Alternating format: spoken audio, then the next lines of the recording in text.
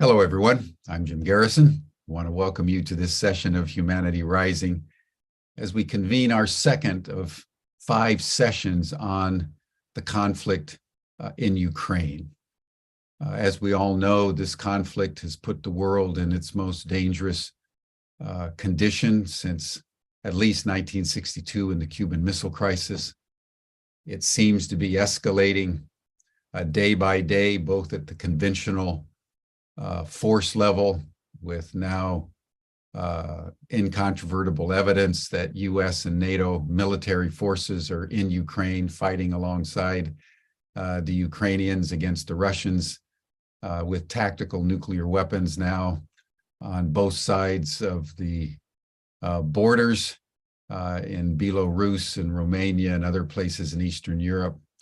And so the need for us to understand what's happening and most fundamentally see what we can contribute to bringing this war to a close is really paramount for any notion of humanity rising anywhere around the world, because as long as the Ukrainian conflict escalates and militarism, war, competition emanates from that place, which is now evident in Asia with growing conflict and escalating tensions with China, not only over Taiwan, but just generally as the superpowers now, rather than cooperating as they urgently need to solve issues like climate change and a range of other critical global concerns. We're now fighting one another in a way that could end up with a nuclear exchange. So the situation could not be more serious. The need for all of us to understand more paramount, and the fundamental challenge of bringing a ceasefire and the initiation of diplomacy in this conflict and some kind of amity between the superpowers and the nations could not be more urgent. So it's in that spirit that we're convening this second summit on Ukraine. Yesterday, we heard from those citizen diplomats who've been working with Russians for decades on their understanding of how one works with people across the ideological, political, and social divide is extremely important for us to learn from, and if possible, to apply to the current very, very challenging situation.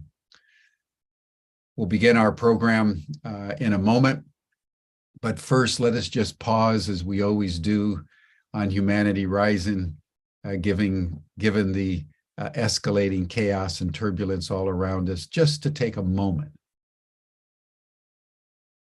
to do the simplest thing in the world, and that is to breathe consciously and coherently together. Because the greater the external chaos, the more important it is to cultivate internal conscious coherence. And there's nothing that does that more effectively and immediately than simply breathing. So in a moment, you're going to hear the sound of a bell. You hear the bell, just breathe in about 5.5 seconds.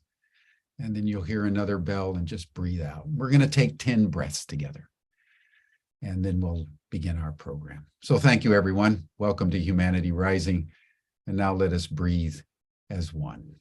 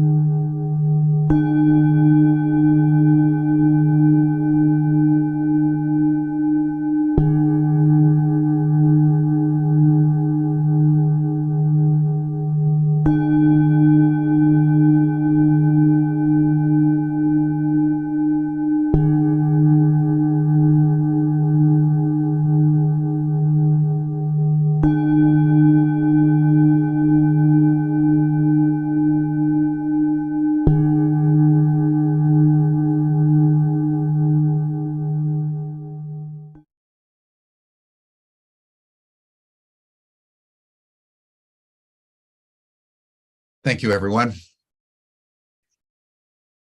Our printed program today called for Larry Wilkerson, who has been a military professional for decades and served as Chief of Staff for Colin Powell when he was chairman of the Joint Chiefs. But he was unable to make it today. So in rather short order, we've rearranged the schedule with people who are equally eminent. And to introduce our first speaker, I'd like to turn it over to Jody Evans, who's co-moderating and co-sponsoring our program this week between Humanity Rising and Code Pink. So Jody, welcome to Humanity Rising, and lead us from here. Thank you, Jim. So welcome again to everyone this morning. Thank you for joining us, and thank you for your care and concern for peace, because right now, more than ever, we need to be peace activists, and we need to be sharing the information that we glean. So I think it's so important that we have the model on the planet of this, of standing and being a peace activist, being a tuning fork for peace. So I want to introduce you to my dear friend, my partner in disruption, Medea Benjamin. She's an American political activist, author, lecturer, and disruptor of war criminals and warmongers. She's the other co-founder of Code Pink. Along with her partner, Kevin Donaher, she created the fair trade advocacy group Code Global Exchange. And I met Medea when she was a Green Party candidate for the Senate in California in 2000. She's she's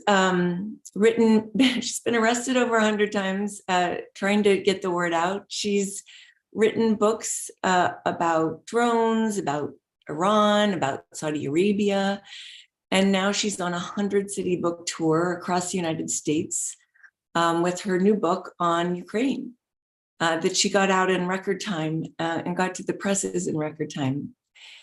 So Medea works tirelessly to help us understand what is really happening below, behind, obfuscated by the mainstream propaganda.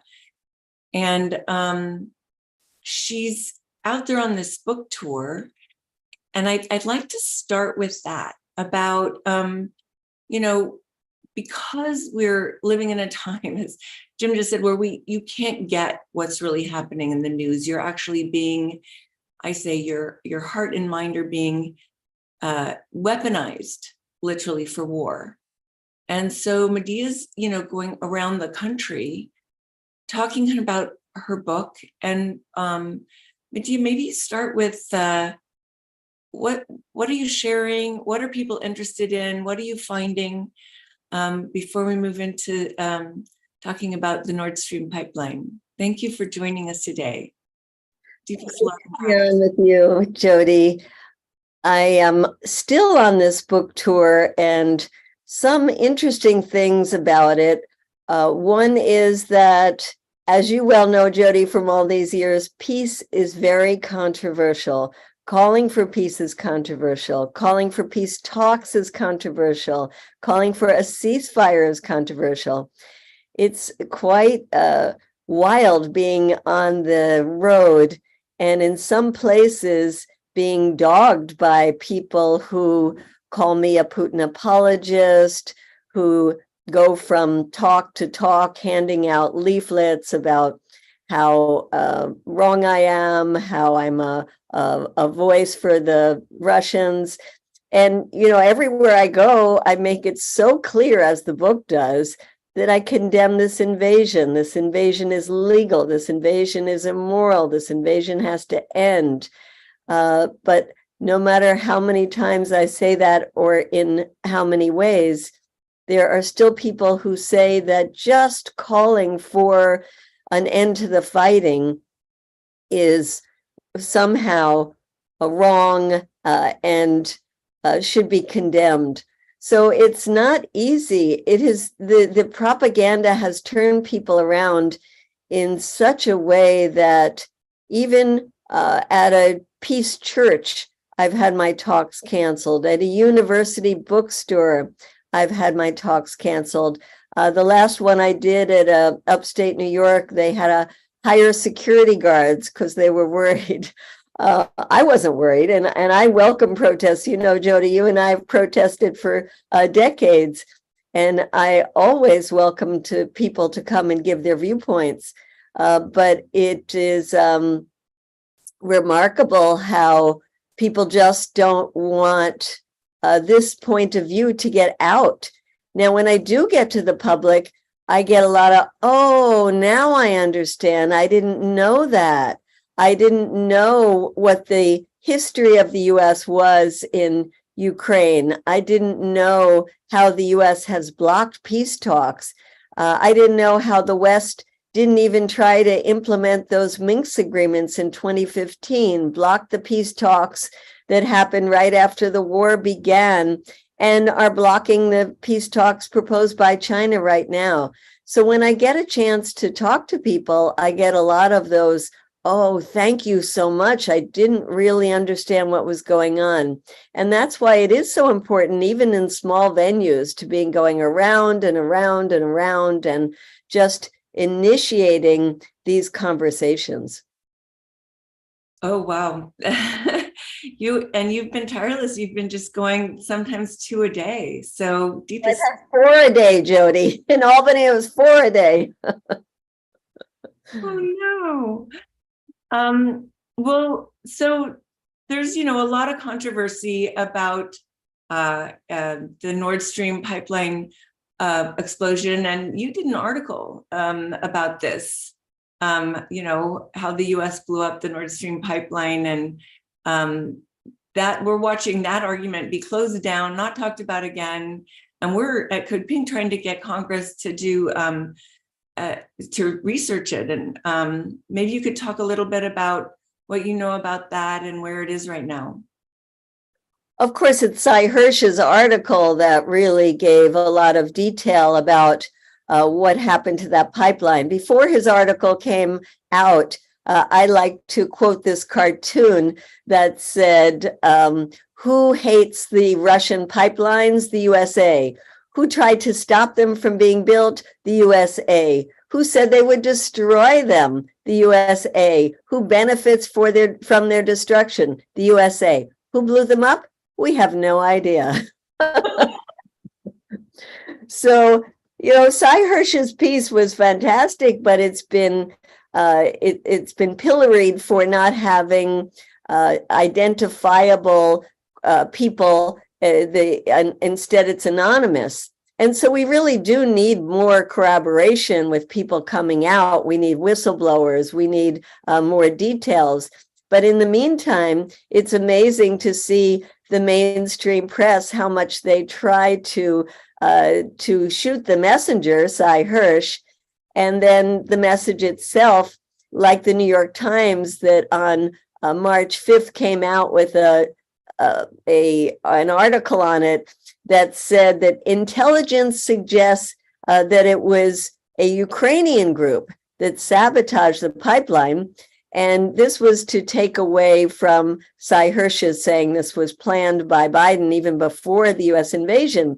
But when you read the New York Times article, it was all anonymous sources as well. This was exactly the reason why they say that Cy Hirsch's article wasn't credible. And in this New York Times quote report, they act as if it was just a bunch of people not connected to any government, and they rented a boat and some explosives and some scuba gear and went and did this massive job that most experts say could only be done with a government support.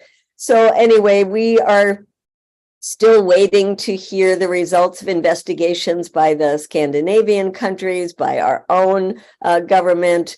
But in the meantime, if you look for motive, that certainly points in one direction, especially, Jody, since when you look at who jumped in afterwards to supply the gas and the oil that was no longer coming from Russia? Well, it's US companies.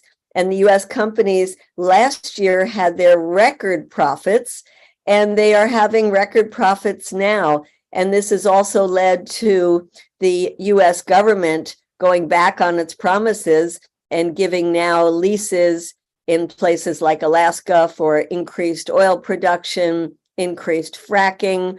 I was with our good friend Diane Wilson, who, by the way, as you know, just won the Goldman Environmental Prize, and she was telling me how in the Gulf Coast and in Texas, so much of what they had been working for has been destroyed because the government is now saying, well, we have to have more refineries, we have to have more exploration to help our brothers and sisters in Europe who are suffering as a result of the Russian invasion. So this is another motive how the US companies are really making record profits, war profiteering from this explosion and from the sanctions on Russia.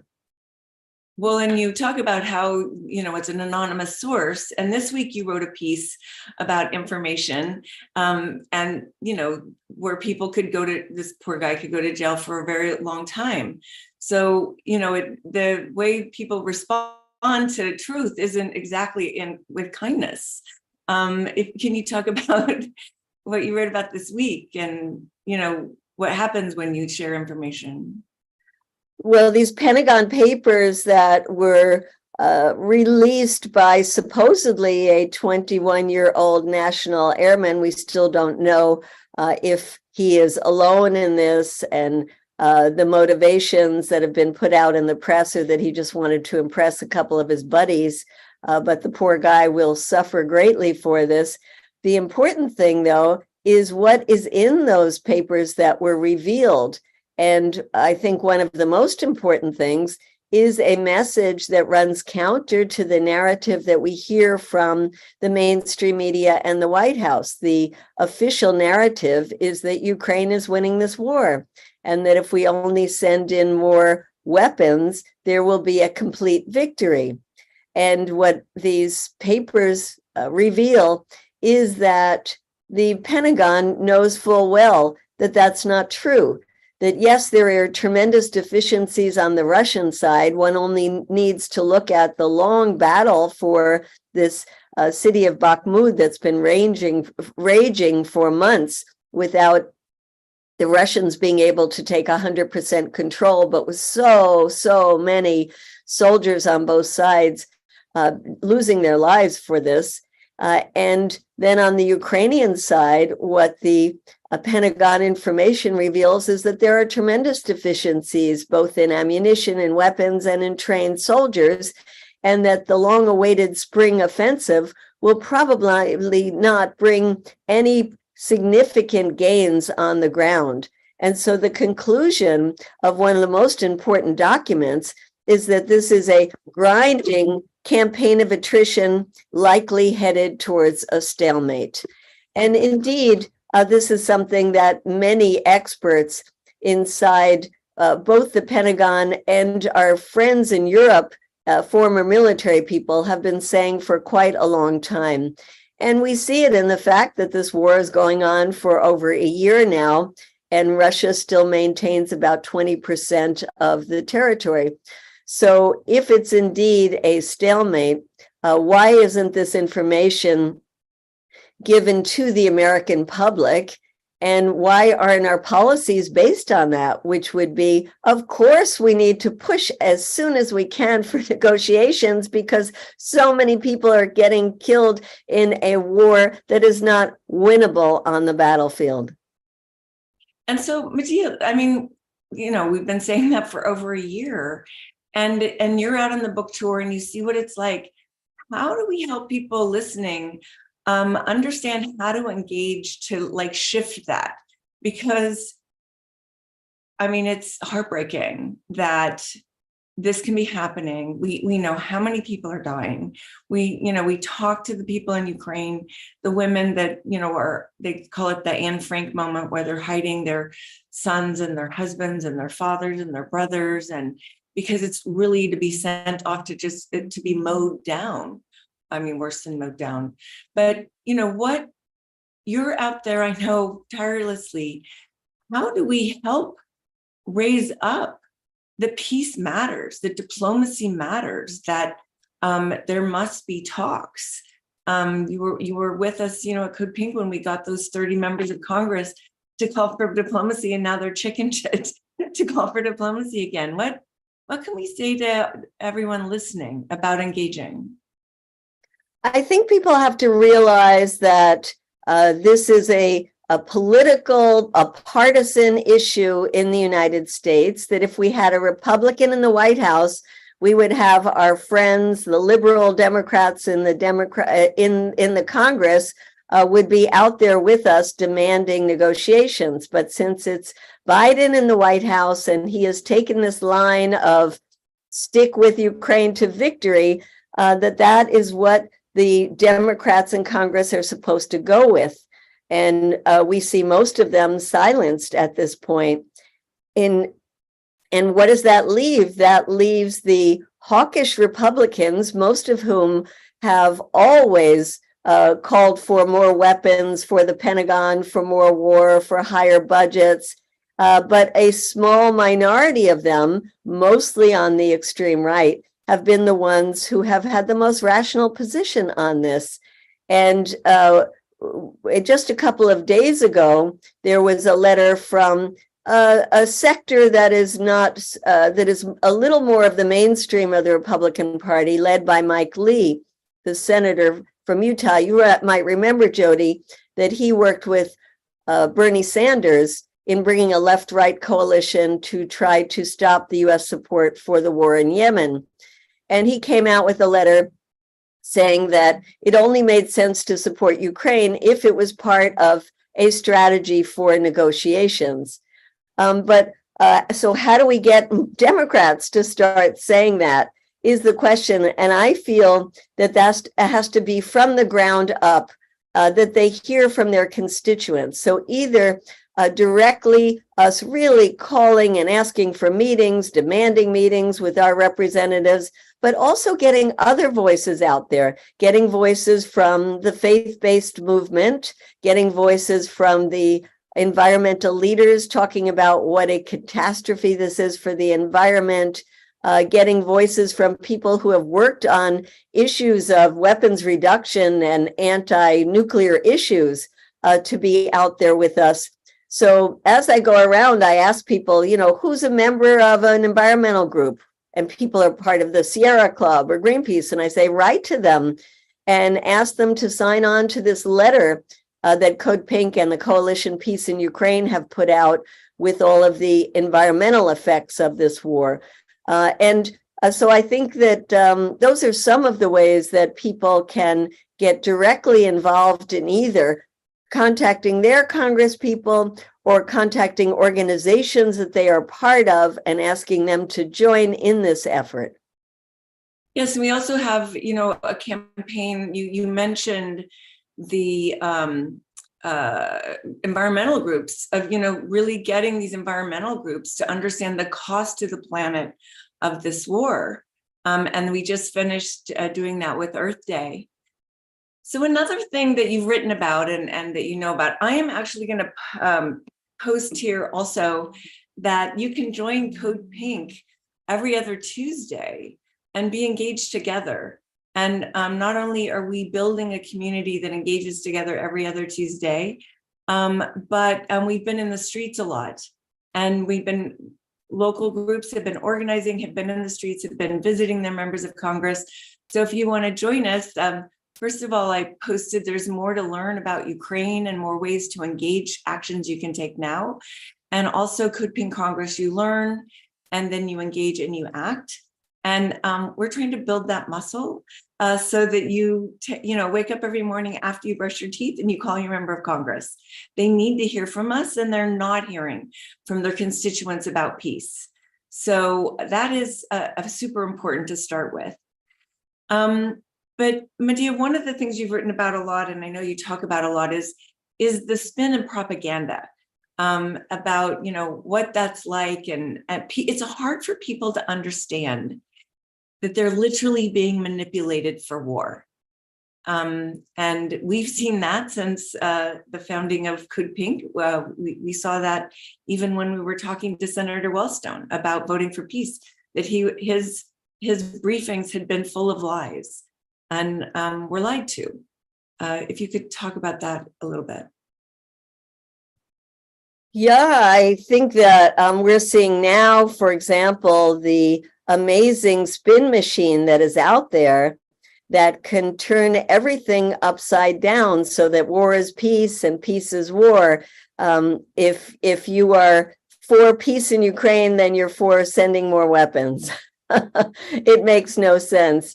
And you see the spin in the media that obliterates the whole context for this war.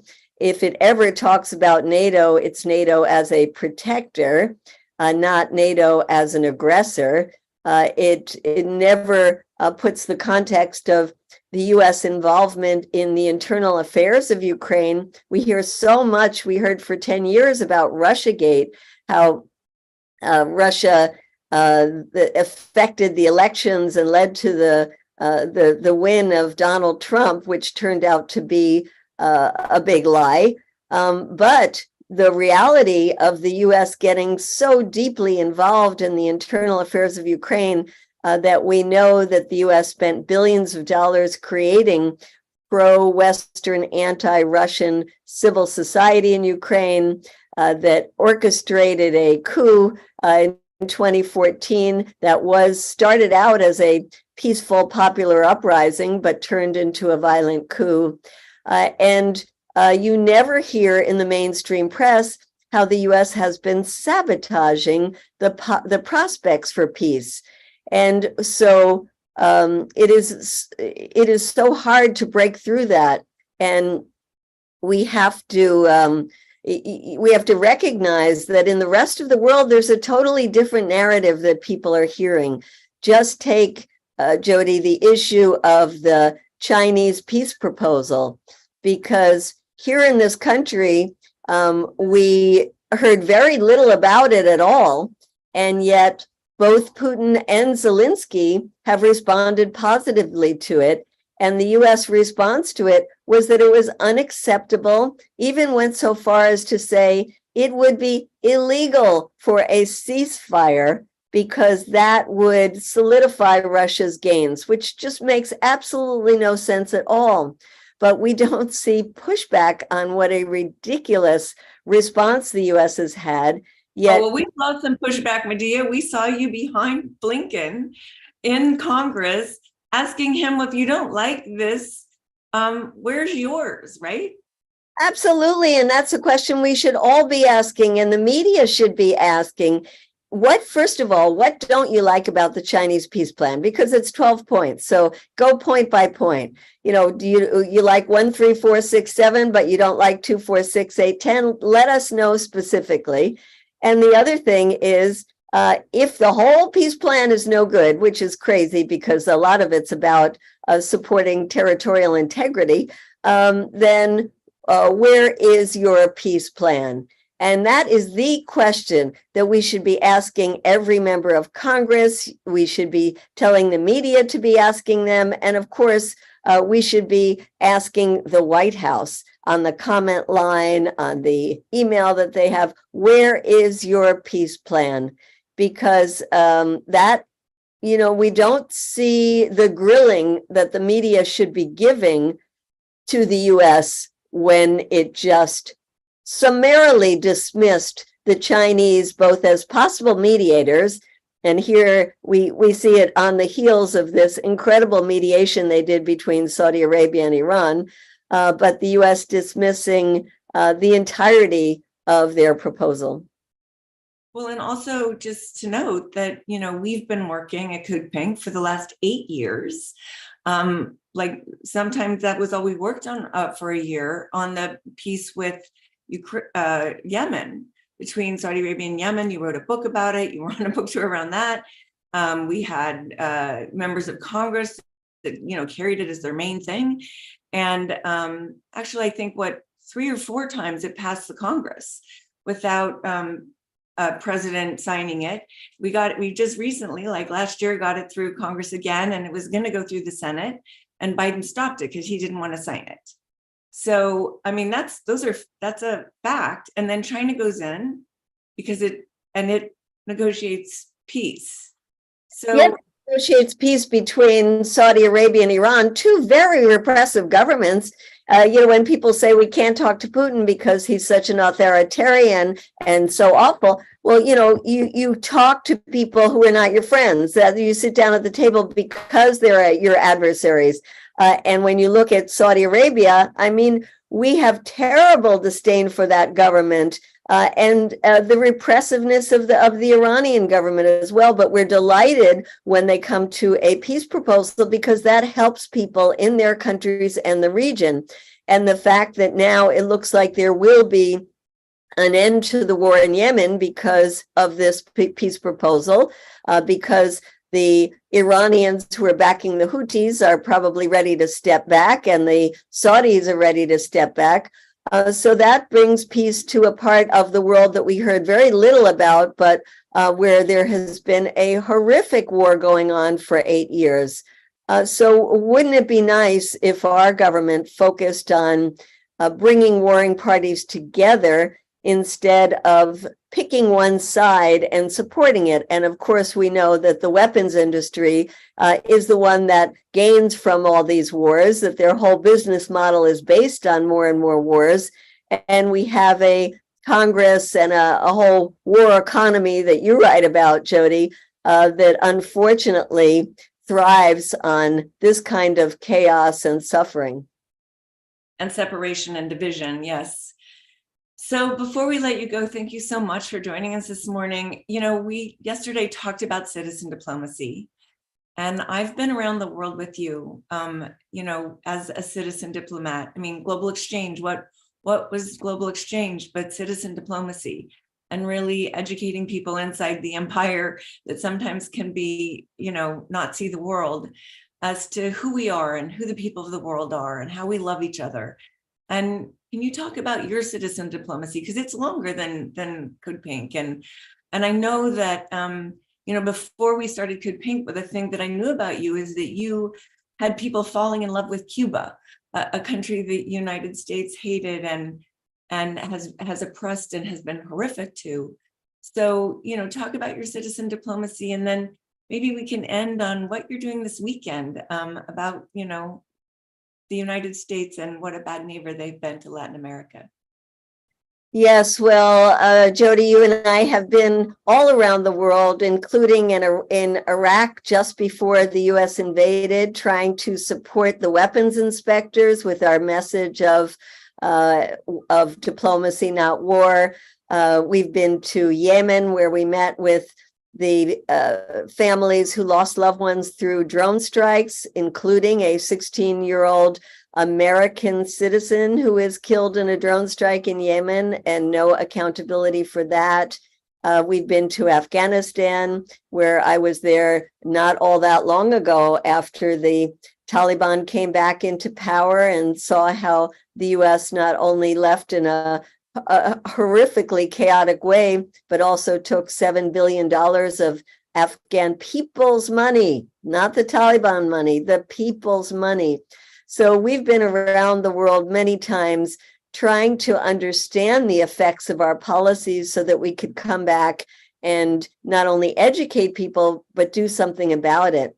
And that's why I'm so excited about this weekend, because it's a weekend where we're going to gather people from all over the US and Latin America to focus on the changing Latin America and the need to change US policy. We're trying to bury 200 years of the Monroe Doctrine, where the US thought it could dictate to Latin America what would happen in its, quote, backyard. But Latin America and the Caribbean have been rising up, and there are amazingly wonderful progressive governments throughout the region that are saying no to this, and that are coming up with their own institutions, like CELAC, are coming up with their own policies and are determined that the U.S. must be a good neighbor and not be a neighbor that interferes and imposes its will, oftentimes through force. So anybody interested can go to www. America's Policy Forum and sign up for this either in DC itself or online. It's going to be a great, great event on Saturday. Well, and I think one of the other things we're noticing with this war in Ukraine is the falling away of the global South from the United States, and joining together and creating a bipolar world instead of a unipolar world.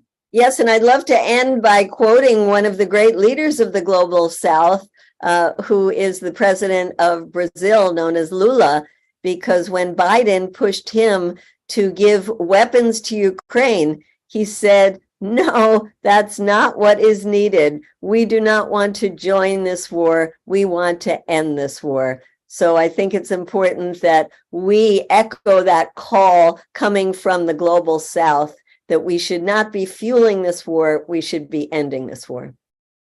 Thank you, Medea. Thank you for all you do. And I just want to, you mentioned it earlier, but last night I was at the Goldman Awards, and our partner, Diane Wilson, who is the co-founder of Code Pink, who has been arrested 100 times, who got arrested so many times she got kicked out of Washington, D.C., who threw herself over the White House fence, who was with us in Iraq, has just been a fearless, called on everyone yesterday. It's like civil disobedience. It's important. It changes things. And Diane was awarded because she was persistent, because she didn't ever let go. And we know that we get these phone calls. Okay, we're gonna do this now, including bringing us down to go half naked outside of BP after the explosion, that oil tanker explosion. And that, you know, it takes being outrageous for peace. It takes being vocal. It takes being persistent, and it takes a little civil disobedience. But I also just want to say, please take care of her. I hand her over to you. She's yours this week. But the persistence, Medea, that you have, and that you're non-stoppable. And thank you so much for all you do and give, and for being that tuning fork for peace, so necessary right now. Thank you so much, Jody and Jim. Great to be on with you. Medea, do you have just a few more minutes? I have a question or two I would like to add, because you're such a encyclopedia of information, and particularly given the fact that you've been traveling all over the States, you're picking up a lot of, the field spirits from the ground, as it were. And so I'd like to just pursue some of the deeper dimensions of some of the questions that Jody was putting to you, just so that we all have a sense of what's going on. And I'd like to start in relationship to journalism and the virtually complete absence of any critical voices coming out of the press. And I wanted to just juxtapose Dan Ellsberg and the Pentagon Papers. You brought this in, Jody, yesterday, this sort of Daniel Ellsberg week. As you all know, he's quite sick, and people are really realizing that in Dan Ellsberg, we have a patriot, and I would say a world treasure, who really risked his life and reputation coming out of very high levels of the Pentagon to provide the information that at that time, even more dramatically than Jack Teixeira's release of documents just a few weeks ago, had a profound effect on public opinion and eventually a government policy. And one of the reasons for that is because at that time, the New York Times and the Washington Post were on his side. And just like the Washington Post was during the Watergate. And it was one of those demonstrations of the power of the media when they get behind a certain issue or a certain individual, that they can have a profoundly important influence on unfolding events. So that if you juxtapose that exemplification of free speech and an independent media with what's going on today, where it was the New York Times and the Washington Post who hunted Jack Teixeira down for the Pentagon. And then rather than airing anything that he was saying, basically started to engage in immediate character assassination, that he was a Christian right and he loved guns and he was just doing this to show off. And then the issue kind of disappears. And this comes after, the Nordstream revelations, which in the 60s would have garnered huge scandalous reporting. I would love to hear, and actually from both of you, because Jody, you've been in on this, because I think it's such an important reason why there's such quiescence in the public and even in the Congress, who rely on these major newspapers for real news. What do you both think has happened? What caused this pliancy and this essential takeover of the media by the military industrial complex, let's call it, for want of a better word, in enveloping the media into the neoconservative strategy of perpetual war, in this case against the Russians and the Chinese? What's happened? Jody, you want to go first? I've been talking about this a lot. Why don't you go ahead?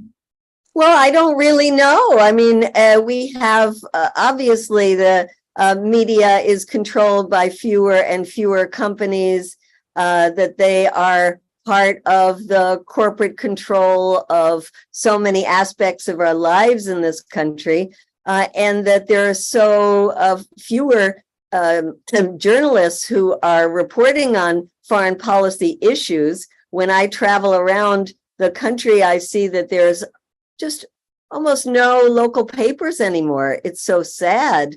And the local papers that they are don't have real journalism anymore. And I've been meeting with so many people who used to be journalists who say, they can't get jobs anymore. There aren't jobs out there. And so part of it is just the cutting down of all the journalists who used to do this kind of reporting, and journalists who have been doing reporting being pushed out. Look at Chris Hedges getting pushed out. Look at Cy Hirsch. I mean, the fact that he had to do this bombshell of a report on his own Substack instead of in the New Yorker, Yes. or somewhere else where he used to work, is quite incredible. So all I know is that you can't believe what you read in the paper. That when I asked the great ambassador diplomat Chaz Freeman what people should do when they're so confused about the information they're getting from Ukraine, he said, turn off the television. And I think that's some wise advice. And as I go around, I try to give people alternative sources where they could get their information, because as you say, Jim, this is turning people's heads around, and it's also the information that people are getting in Congress. And so it's a vicious circle going round and round.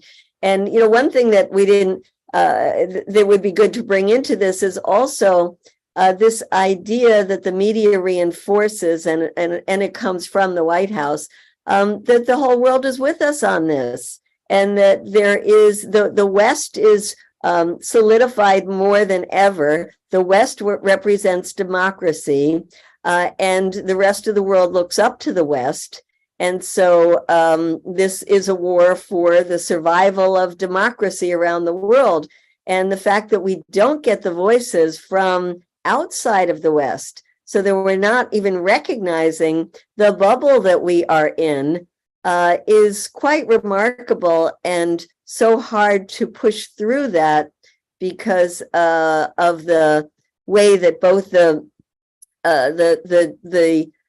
echo chamber that we have between the White House and the media. But I think it's stronger than that. It is on purpose. This has been constructed and funded, and it is on purpose. And when they see pushback, when power sees pushback, they do what is necessary to have it not happen again. So when you arrest people, when people lose their jobs, you can't have a job at the New York Times if you do not behave to a list of things. And that's like, don't mention this, don't say that. It's not an accident. It's on purpose.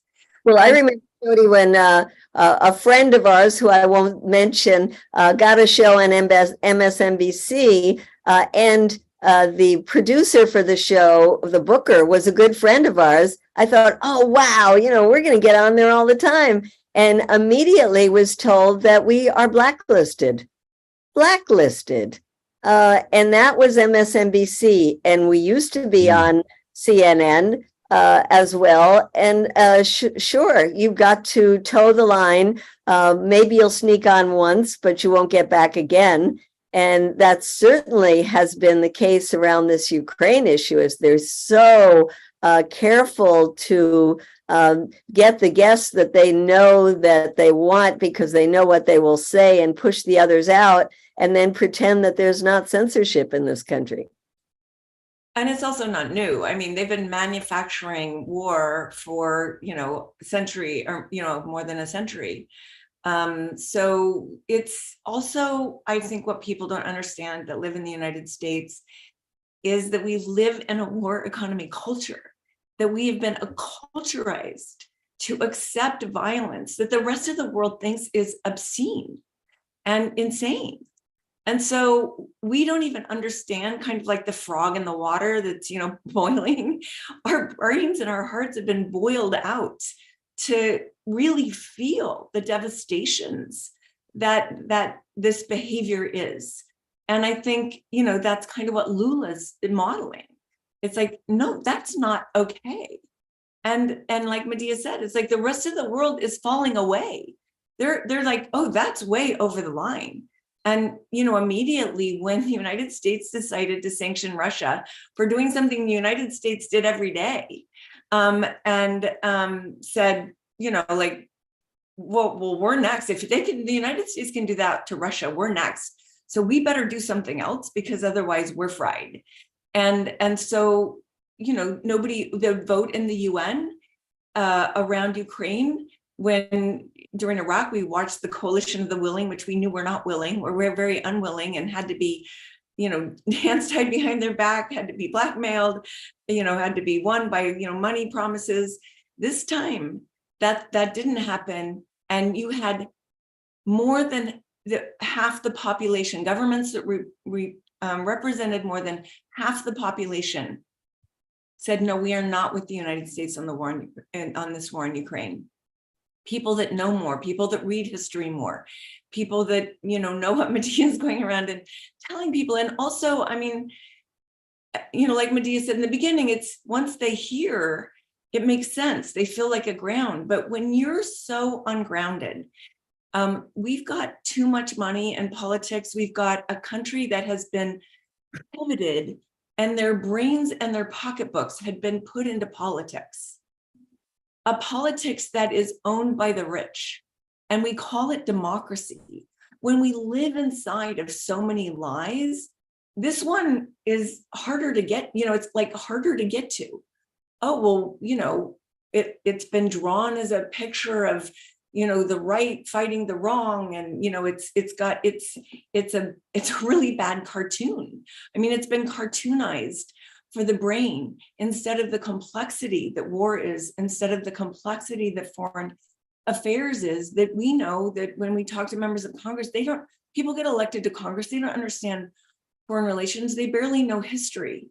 And, you know, when we're talking to the staffs of members of Congress, they're trying to figure out themselves because they're just being brainwashed all day long from the State Department and the Pentagon. And I think the other thing is that we have a State Department that is the diplomat of this country, that is a freaking warmonger. I mean, many of you want to finish with, you know, your ideas about Blinken, but like to have a person in the State Department that is literally carrying out US hegemony plans is not a diplomat, and the rest of the world sees that. You want to comment on Secretary Blinken, Medea? So he showed his warlike colors when he worked for Biden in the Senate Foreign Relations Committee, and he was a supporter of the Iraq War. He went and worked for one of these lobby groups that gets big Pentagon contracts. And now he's in a position in the State Department where he really ought to move over to the Pentagon. He's been traveling around the world trying to gin up weapons to send to Ukraine, strong-armed countries to send weapons.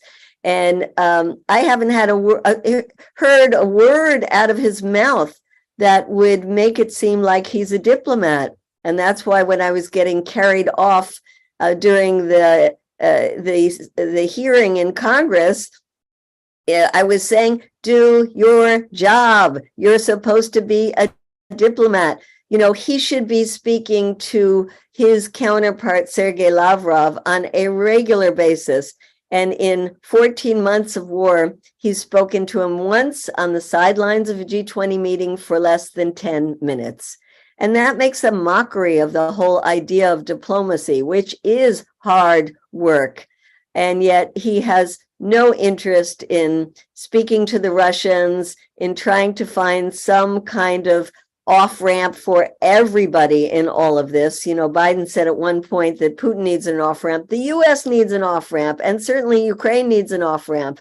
Off-ramps for everybody. And there are plenty of them around that the US could be talking to Ukraine and Russia about. But unfortunately, it's not coming from Anthony Blinken. And I have a feeling that when this moves towards more towards the negotiations, it's going to come from inside the Pentagon, not from the State Department. Oh my God, Medea, we've kept you for so long. Thank you so much. Thank you. Great talking to you. Bye-bye. Thank you, Medea. Thank you so much. I'd like to now invite Jim Hickman to join us for his comments. Jim was on yesterday. But before, Jim, you comment, Jody, I'd like to just extend that conversation a little bit and get your perspective on the parallel escalating conflict that the United States is engaged in with China, because I think that is a crucial aspect for not only explaining why the Chinese peace proposal has sort of suffered a stillbirth in the West, but also is what is actually making the Ukraine war doubly dangerous, because the three superpowers are now in direct, increasingly militarized, nuclearized conflict with China and Russia on one side, the United States and NATO on the other. And I know this is something you care very deeply about. So I would just love to have your perspective on it. And also to say, everyone, that our third summit, which is going to take place in June, is going to be about China, because there's a direct parallelism taking place that I think is very important for us to understand. But Jody, why don't you make whatever comments you'd like, and then Jim, I would love to hear your perspective. Sure, it's a huge thing to enter. So I'm going to be a little general, because what I've been watching it and what I feel is, since Obama made the pivot to Asia, it was made because the United States could see that China was raising its GDP. It was becoming, more economically powerful. And that started to make the US nervous, and they started to pivot to deciding to go to war on China. Now, I feel, and as I watch the landscape, that the provocations around Ukraine and Russia are part of that war on China. That to get Russia out of the way, to wound Russia was necessary if you're going to take on China. And we've been watching the US build this war on China for many years. They've been putting bases up around China. There's now 250 missile bases circling China right now. And the United States is destroying pristine ecosystems, destroying burial grounds of indigenous people. What is happening in this race to build this war on China from the United States is pretty horrific. And at the same time, it's kind of it's forced China to try to deal with, what are we going to do with this? They're not warmongers. They don't want to go to war. They spend a teeny bit of their money on weapons and military, and the rest on the people. An example is, there's this guy from Wall Street. He goes to China. He takes a Emmy award-winning documentary filmmaker with him. They do a lot of footage. Why? He's like, I'm so curious. How can China take everyone out of poverty? I want to know that. Like, he's a Wall Street banker, right? He makes the film, gets PBS to partner with him. They show it one time and it is taken off the air. It is censored because it makes Beijing look too good. So if you think y'all don't know what's going on in Ukraine and Russia, that you are clueless about China. You don't know China, the racism about China, the ignorance about China, so that when there's a missing, you're filled with lies and distortions. I mean, I'm so embarrassed constantly of how people talk about China because it's racist on steroids. I mean, I kind of can't actually grok how little people know and what crazy ideas they have in their head about China. China is a country of 1.4 billion people. So China, to even call it a one thing, it is complex. It is full of indigenous communities. It's full of states. It's got a profound history. It's a 4,000-year history of values that it sits on top of that we have no clue about. And it's an entirely different culture. So, you start by, Americans are so indoctrinated about being inside of an empire that they don't even understand. They think like an empire, which is a really horrible way to think, because it's not human. It's not relational. It's how I talk about the war economy and the peace economy. We are acculturated inside the war economy to behave in 24 horrible ways that are violent to humanity, or violent to ourselves, or violent to our community, and are violent to the planet. And just getting ourselves out of those behaviors into peace economy behaviors would help us better understand the other. I mean, Jim's about to talk about citizen diplomacy. Citizen diplomacy is about listening.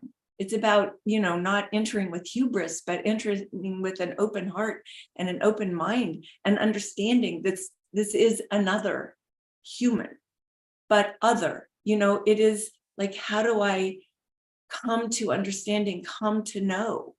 But whoa, in the United States, we have, we're right, we know everyone should be like us. We don't even understand that we carry that way of being. So yes, and well, there's a lot more about China. It's amazing. The war on China has already started, and there's sanctions. We've arrested people. We've closed down Confucius universities in the United States, and Asian American hate is like 3,000 times more. And I say the war has already started. There are already casualties, and they're in the United States of America. And I talked to a lot of not first generation Chinese Americans, but second and third, and these young 20-year-olds the emotional strife that it is for them to be Chinese American in a country that is propagating hate on beautiful people. It is like propagating hate on yourself. It's like, and then people say, oh, China's going to bomb Taiwan. That's a US story. China is not going to bomb itself. Taiwan is China. I mean, United States, even Biden has said, we all agree to this one China policy.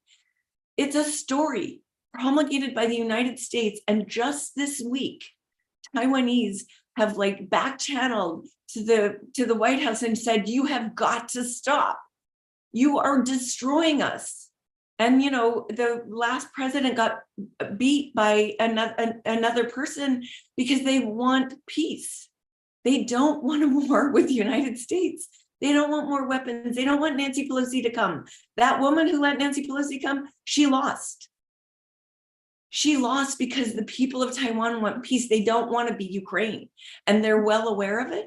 And now they're losing investments. Why? Because, well, the United States says there's going to be a war in Taiwan. So, you know, it's complex, it's beautiful. And we have to really get to be smarter people and look out at the world from a heart that believes and desires peace. Yeah, beautifully put, Jody. I could just feel the passion in your heart to kind of create instant understanding of China. And as someone who was born in China and raised in the Chinese culture till I was a teenager, I can't agree with you more. Just say one more thing about China that people don't know. They do not arm their nuclear weapons.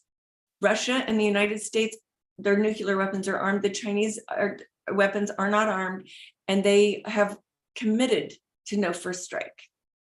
Yeah, that's worth pointing out. The Chinese do not have a first strike nuclear capability. They have nuclear weapons, but at a fraction of the number, actually, of the United States and Russia. So that's a very good point. 800, and together, United States and Russia have 10,000 or something. Yeah. Yeah. So, well, thank you. And just to underscore again, we're going to be talking about China in another 5-day program in June because of the importance of what Jody's saying and the escalating danger of war. So we'll come back to that more formally in about a month's time.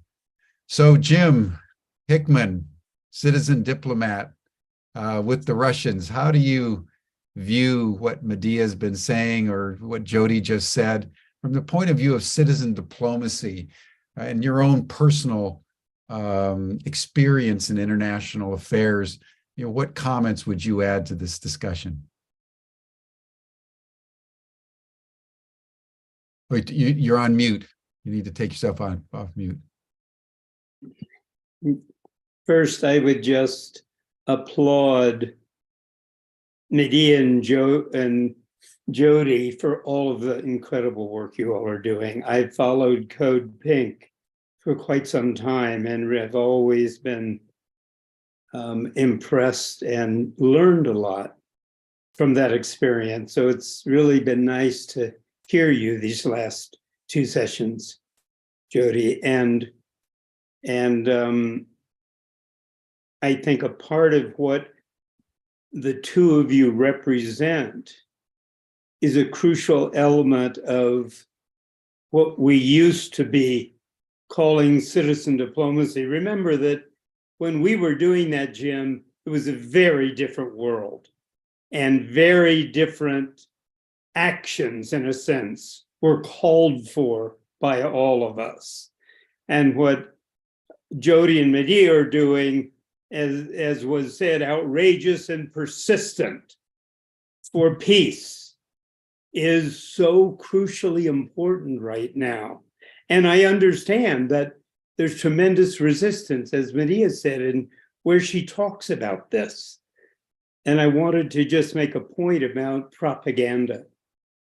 because it hasn't been mentioned yet, and most people don't know that the Russian news media excerpts US news reports on a regular basis that are seen to support the Russian point of view, and they rebroadcast them.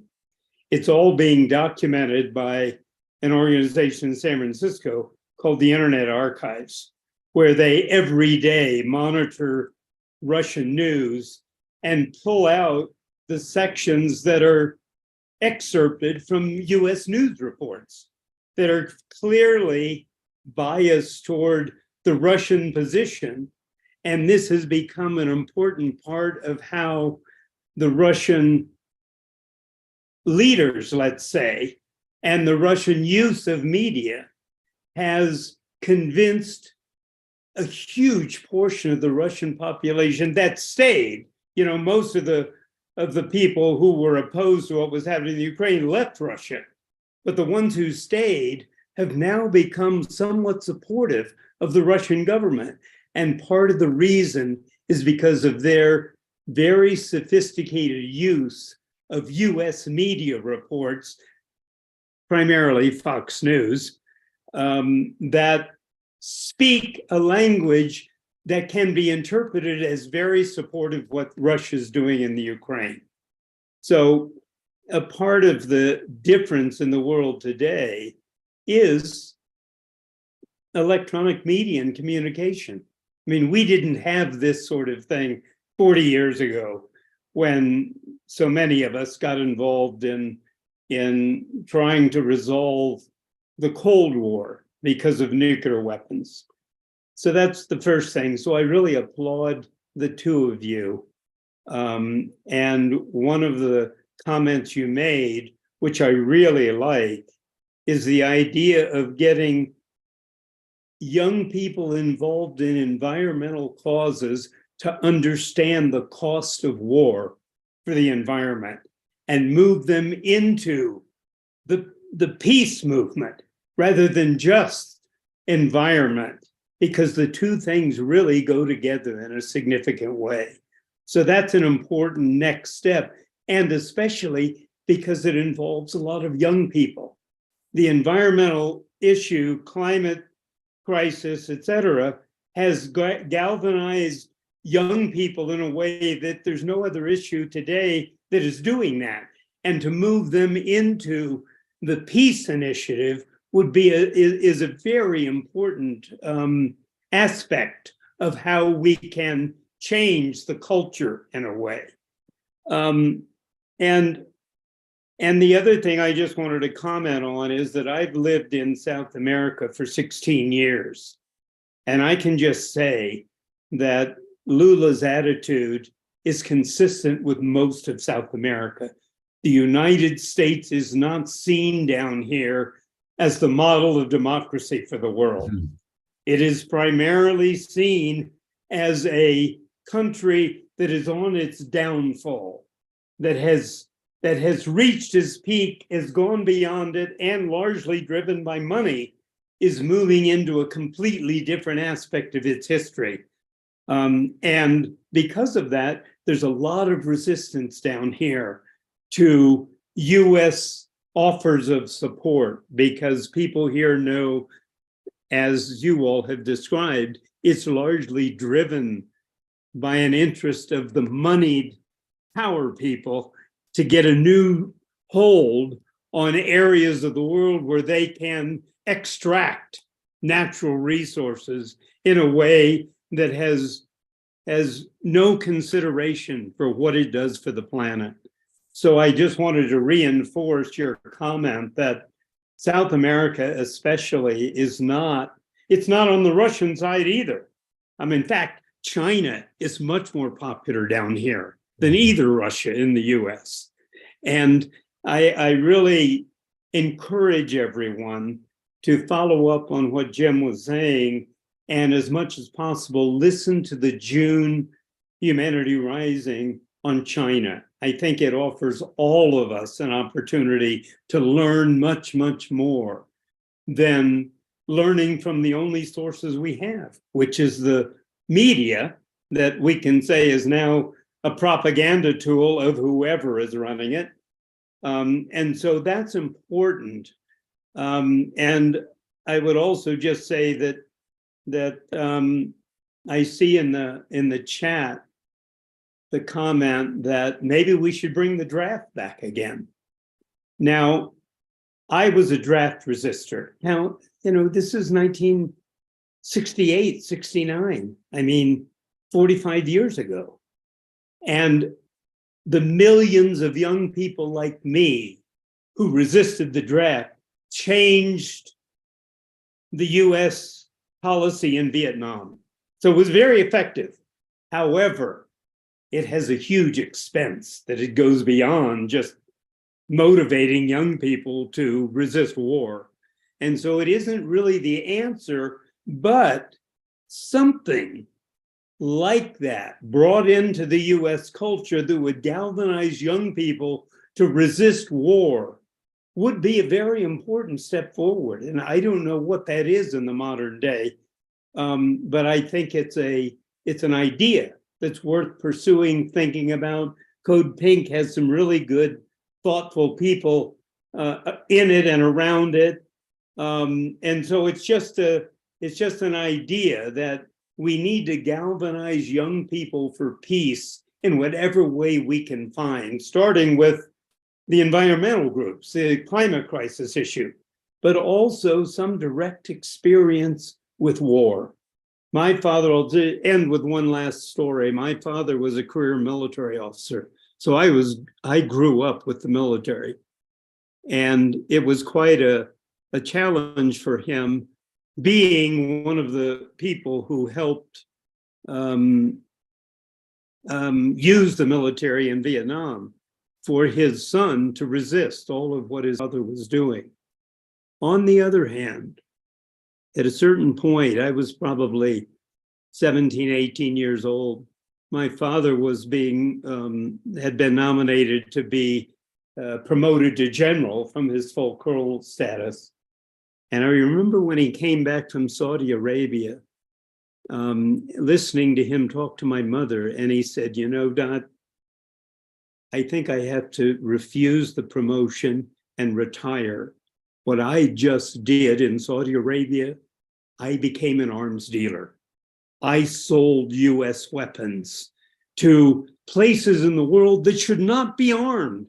But the US has become the biggest arms dealer in history, and they're using me as one of their, and shortly after that, he retired from the military because he could no longer do what was being done primarily by the political forces, not by the military, as the civilians took more and more control.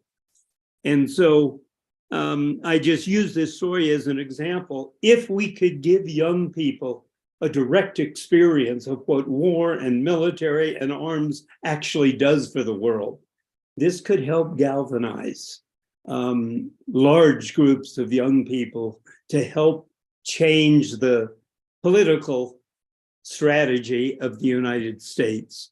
Other than that, I don't know about the Ukraine-Russia situation. It's too big a deal for me to have any real advice on it. But I would say one last thing that I go back to: outrageous and persistent. Jody, you and Medea embody the personality and psychological traits that are absolutely required to change the way the world is going. And it takes time. You have to stay at it for a long, long time to usher in a new kind of world for all of us and for our children, which is what we're all working toward. Thank you, Jody, for everything you do. And Jim, thank you for this. And I'm going to listen in on China and learn more about it. Thank you, Jim. I think that may be a good place to bring our session to a close for today. Jody, why don't you just close us out with whatever you would like to make as a final comment, because I agree with Jim. You and Medea and Code Pink have the psychological profile of everything that's required in our world, just simply to wake people up. It's worth remembering about outrageous behavior. What Martin Luther King said is the purpose of civil disobedience isn't to solve the problem, it's just to wake people up to the fact that there is a problem. and that's what you do so skillfully. So why don't you just give us a final word, and then we'll bring this to a close. Well, we've talked about a lot today. We covered a lot. And so I think that's a little bit a part of why it's hard to be a peace activist, is it feels overwhelming. It feels like you can't really hold it. And so, I say you need to get out of the weeds. Those weeds are created by the State Department and the Pentagon. They try to distract us. I was in Iraq when Bremer got there, and all the guys in his office, they didn't know that I was Code Pink. They said, oh, we just try to divide and conquer. We try to keep a dog hungry so he has nowhere to go. And, those plans come to us. It's like we're being used. Just remember, we are being used. This beautiful life that we have is being used. So like Jess Riemann said, turn the television off. Do not read mainstream media. What do you need to know? You need to, living in this country, and Jim Hickman, I appreciate that you don't live in this country, and that I know you understand is a gift. Find a way to have your life be about peace, because that itself is nourishing.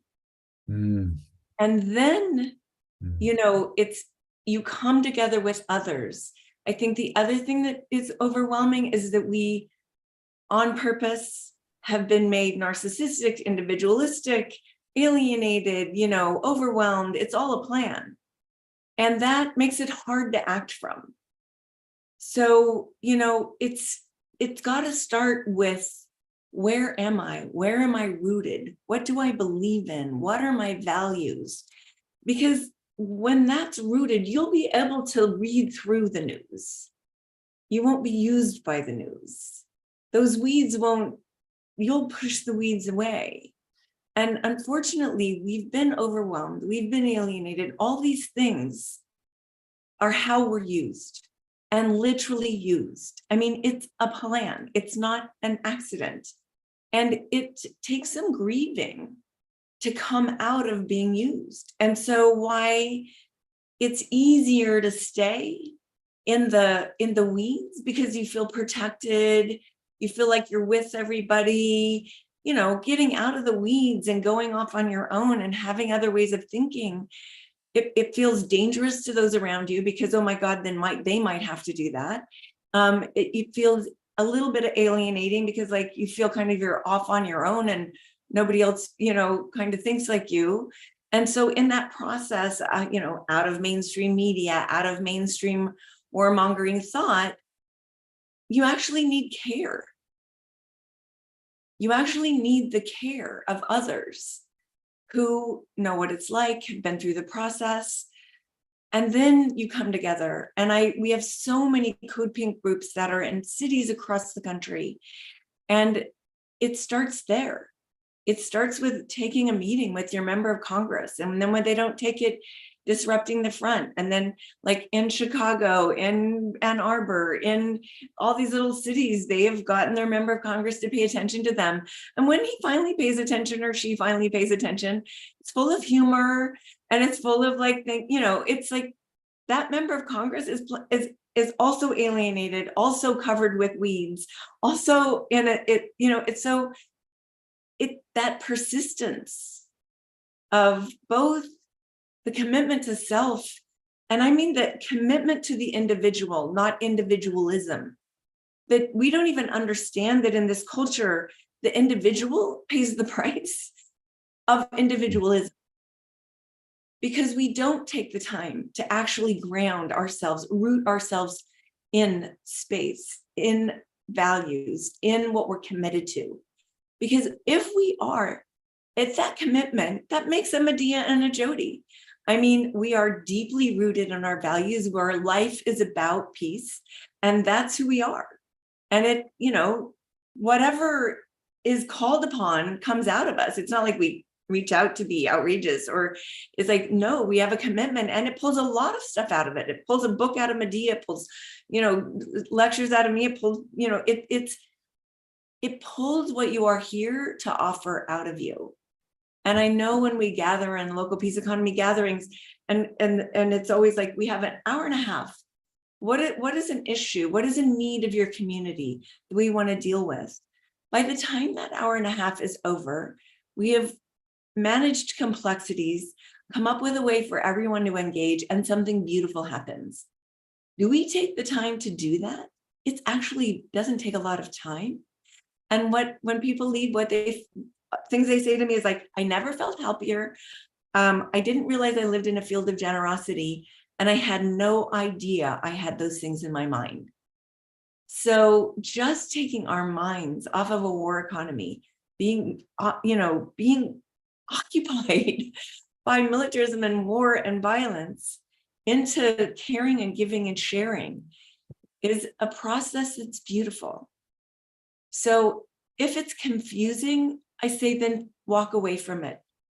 Do what isn't confusing. Find your ground, find your heart, find yourself. Then offer it to what's needed. Because, the people aren't even at the table that can make the difference right now. And it's certainly not any of us listening. What we need to be is tuning forks for peace. What we need to do is give people the courage to be for peace again. Young, old, whatever. I mean, Jim Hickman, I find, the more people, it's interesting, we have really old people that remember being a peace activist and are committed to peace with their lives because that's how they started. And then we do have these young people that get that war is the greatest contributor to climate change.